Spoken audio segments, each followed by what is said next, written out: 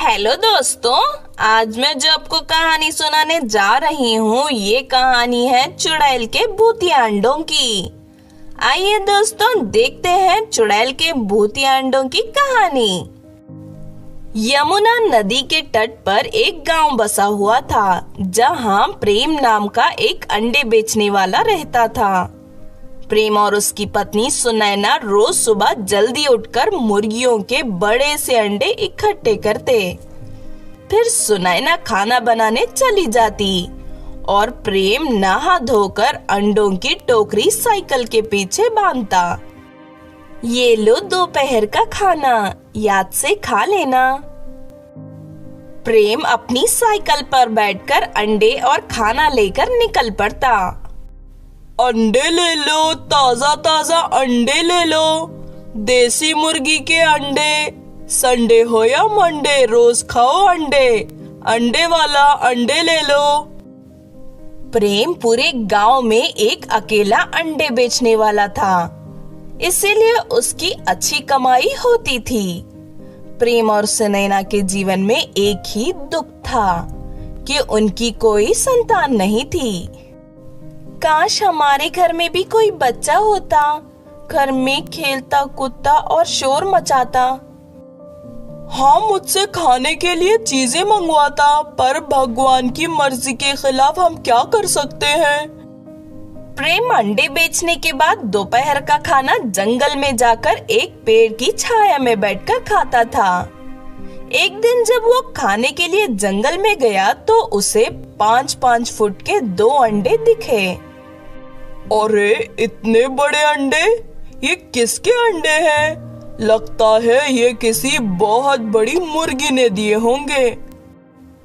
प्रेम उन अंडों को अपने घर लेकर जाता है।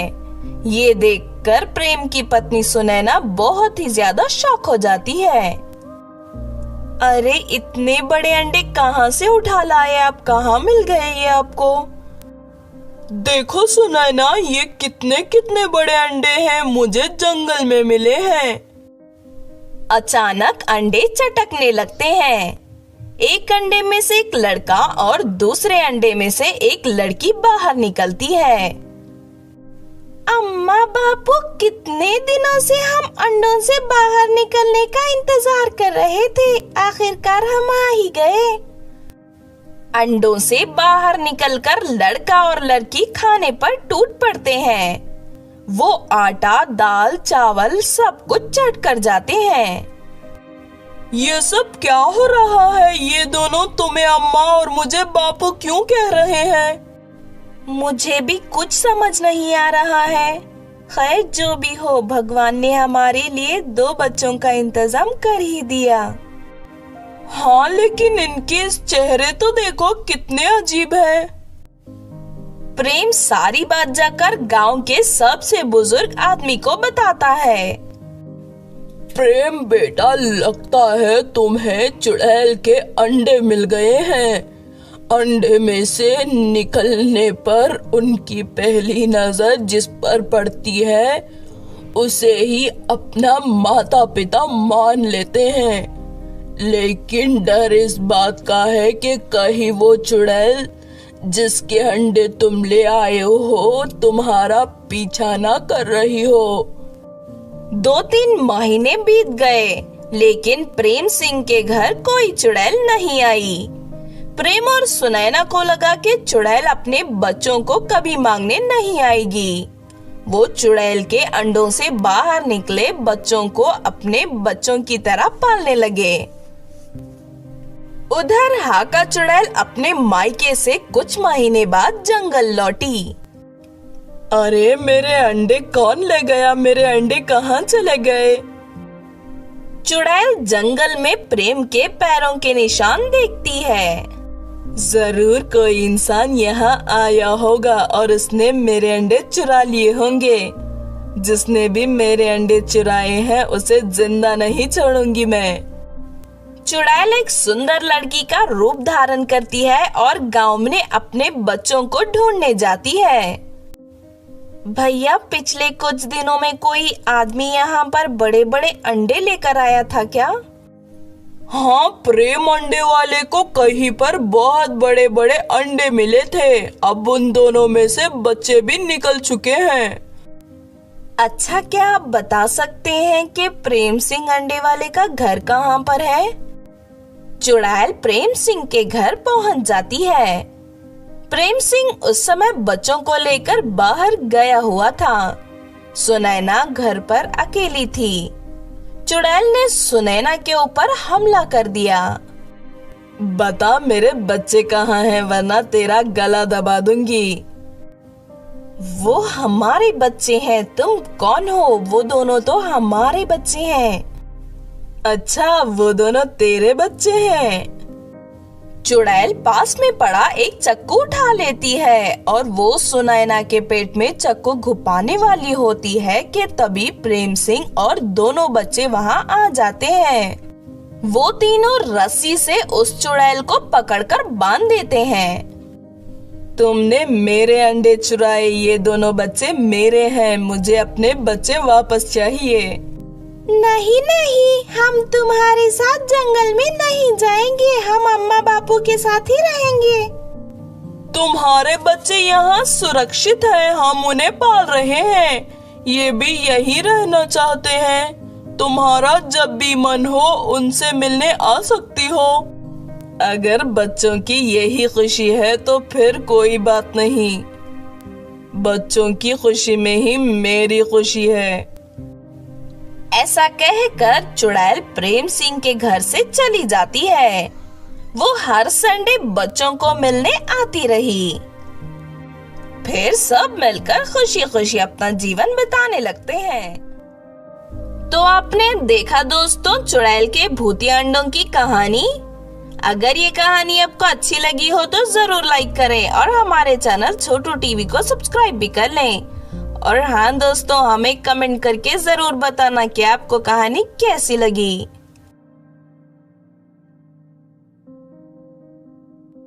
हेलो दोस्तों, आज मैं जो आपको कहानी सुनाने जा रही हूँ ये कहानी है जादुई नक्शे की। आइए दोस्तों देखते हैं जादुई नक्शे की कहानी। और हाँ दोस्तों, हमारे नए चैनल छोटू टीवी सास बहू को भी सब्सक्राइब कर लें, लिंक आपको डिस्क्रिप्शन बॉक्स में मिल जाएगा। सोनापुर गांव में चिंटू अपनी पत्नी वैशाली और अपनी माँ के साथ रहता था। चिंटू गरीब था, इसलिए उसकी पत्नी उससे खुश नहीं रहती थी।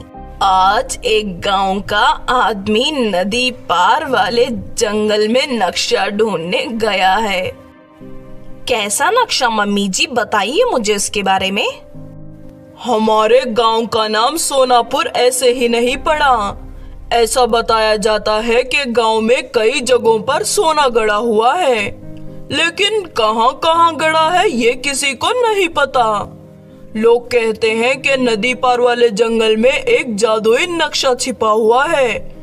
उस नक्शे के जरिए पता लगा सकते हैं कि गांव में कहां कहां सोना गड़ा हुआ है। गांव का कोई मेहनती आदमी ही वो नक्शा ढूंढ पाएगा। तुम जैसा नाकारा निकम्मा बुद्धू की बस की बात नहीं है। बहू, मेरे बेटे से ऐसे बदतमीजी से बात मत कर। माँ, तुम कुछ मत बोलो, मैं अपनी योग्यता साबित करके ही रहूंगा। कल मैं भी नदी पार वाले जंगल की तरफ निकलूंगा और जादुई नक्शा लेकर लौटूंगा। हाँ हाँ जाओ, अगर बिना नक्शे के लौटे तो चिमटे से मार मार के तुम्हारा मुंह सुझा दूंगी। चिंटू अगले दिन जादुई नक्शे की तलाश में निकल पड़ता है। चिंटू जब नदी पर पहुंचता है तो उसे एक लड़की मिलती है। हाय, मेरा नाम आकांक्षा है, तुम कहाँ जा रहे हो? मैं जादुई नक्शे की तलाश में जा रहा हूँ। हाँ, मैं भी वही जा रही हूँ, चलो पार्टनरशिप कर लेते हैं, हम दोनों मिलकर नक्शा ढूंढेंगे। जितना भी सोना मिलेगा 50% तुम्हारा और 50% मेरा। हाँ ठीक है, चलो चलते हैं यहाँ से। आकांक्षा और चिंटू एक नाव पर बैठकर नदी पार करने लगे। उस नदी के अंदर एक नागिन रहती थी। नागिन नदी पार करने वाले लोगों का शिकार किया करती। चिंटू और आकांक्षा जब बीचों बीच नदी में थे तो नागिन उनकी नाव पर चढ़ाती है और चिंटू को अपनी पूंछ में लपेट लेती है। अब मैं तुझे नदी में ले जाकर चबा चबा कर कच्चा खाऊंगी। तभी आकांक्षा एक तलवार निकाल लेती है और नागिन की पूंछ काट देती है। पूंछ कटते ही नागिन तड़पती हुई नदी में वापस चली जाती है। नदी पार करने के बाद वो लोग जंगल पहुंच जाते हैं। मैंने सुना है कि नक्शा किसी बहुत बड़े खोखले पेड़ के अंदर है। हमें बड़े बड़े पेड़ों के अंदर घुसकर देखना होगा, लेकिन सावधानी से, पेड़ों के अंदर कोई जंगली जानवर भी हो सकता है। आकांक्षा और चिंटू जंगल के बड़े बड़े पेड़ों के अंदर घुसना शुरू करते हैं।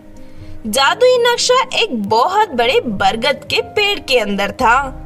उस पेड़ के अंदर एक शैतान रहता था। अगर कोई पेड़ के तने में घुसता तो शैतान उसे मारकर खा जाता। आकांक्षा और चिंटू उसी बरगद के पेड़ के पास पहुंच जाते हैं। पहले मैं अंदर जाती हूँ, अगर कोई खतरा नहीं हुआ तो मैं तुम्हें बुला लूंगी। आकांक्षा जैसे ही अंदर जाती है तो शैतान उसके बाल पकड़ लेता है और बाल लोच लोच कर खाने लगता है। नक्शा लेने आई है, अब तुझे मैं गंजा करके खा जाऊंगा। आकांक्षा चीख पड़ती है। चिंटू उसकी आवाज सुनकर अंदर आ जाता है। चिंटू एक लाइटर से शैतान के कपड़ों में आग लगा देता है। शैतान जलकर राख होकर भस्म हो जाता है। आकांक्षा और चिंटू को जादुई नक्शा मिल जाता है। ये रहा जादुई नक्शा। अरे वाह, हम दोनों तो अमीर हो गए। जादुई नक्शा लेकर दोनों अपने गांव पहुंचते हैं। तभी चिंटू आकांक्षा से कहता है, आकांक्षा 2 मिनट रुको, मैं बस अपनी पत्नी को नक्शा दिखाकर आता हूँ, फिर हम सोना खोदने चलेंगे। देखो वैशाली, मैं नक्शा ले आया हूँ, अब तो तुम मुझसे खुश हो ना? तुम बिल्कुल गधे और उल्लू हो, नक्शा तो ले आए, अब सोना तो लेकर आओ। चिंटू उदास होकर घर के बाहर आता है तो आकांक्षा उससे पूछती है, क्या हुआ, तुम इतना उदास क्यों हो, क्या हुआ है तुम्हें? चिंटू अपनी पत्नी के बारे में सब कुछ आकांक्षा को बता देता है। आकांक्षा कहती है, कुछ लोग कभी खुश नहीं होते, चाहे तुम उन्हें कितना भी खुश करने की कोशिश करो। ठीक कहा तुमने, चलो अब सोना ढूंढने चलते हैं।